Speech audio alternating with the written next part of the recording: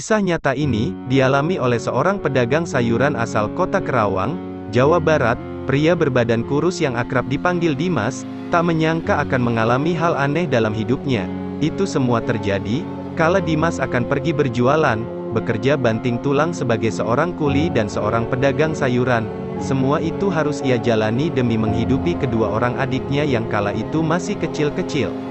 Terkadang, berat harus ia hadapi. Waktu istirahatnya tersita oleh semua pekerjaan yang ia lakukan, tetapi, ia tetap bersyukur kepada Sang Pencipta yang masih memberinya adik-adik yang baik, dan sering membantu mengerjakan beberapa pekerjaan.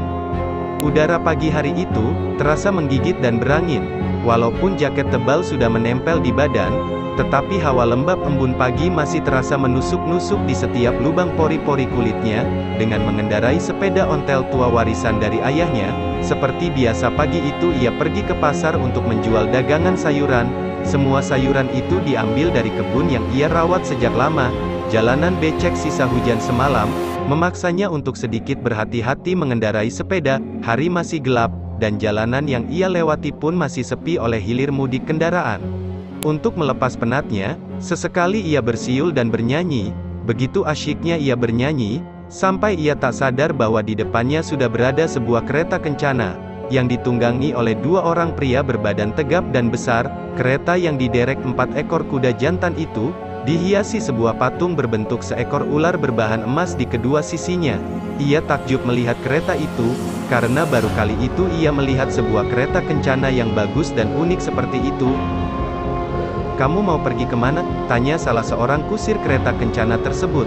"Saya mau pergi ke pasar, Pak," jawabnya, sambil memegangi sepeda. Dengan senyuman kecil yang mereka lontarkan, mereka pun berpamitan untuk melanjutkan perjalanan. Awalnya ia tak merasakan ada keanehan dari kereta tersebut, tetapi ia heran, kenapa suara langkah kuda itu tak terdengar di telinganya lagi. Saat ia menoleh ke belakang, dengan mata terbuka ia melihat kereta itu mengapung di atas udara. Ia mencoba mengucek matanya, untuk memastikan apa yang ia lihat saat itu. "Mungkin aku salah lihat," ucapnya dalam hati. Setelah jelas ia menatap, ternyata memang benar kereta itu melayang, berjalan di atas udara. Pandangannya tak lepas dari kereta kencana tersebut, tapi ketika matanya berkedip, kereta itu pun menghilang di telan kegelapan malam. Sungguh tak masuk di akal memang, hingga kini, kejadian tersebut masih terngiang di benaknya. Kejadian serupa pernah dialami oleh beberapa orang tetangganya.